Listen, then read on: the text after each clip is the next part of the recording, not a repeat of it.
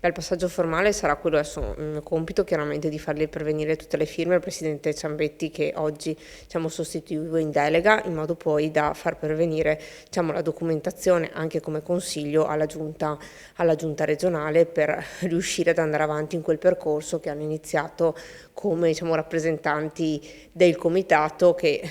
hanno camminato a lungo in modo anche proprio simbolico, come è stato già spiegato, per arrivare qui e ribadire il no a quella diga e in qualche modo una visione rispettosa di un territorio molto bello ma anche molto fragile, che richiede chiaramente attenzioni specifiche e interventi specifici. Quindi un impegno istituzionale che parte con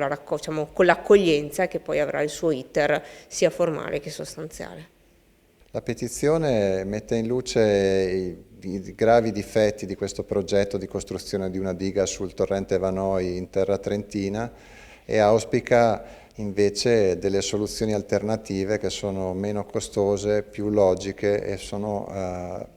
realizzabili in tempi più brevi a favore dei problemi di siccità della pianura. Siamo partiti dalla Val Cortella in Trentino e abbiamo seguito il corso dell'acqua, prima il torrente Vanoi che si getta nel torrente Cismon ed entra nella Brenta,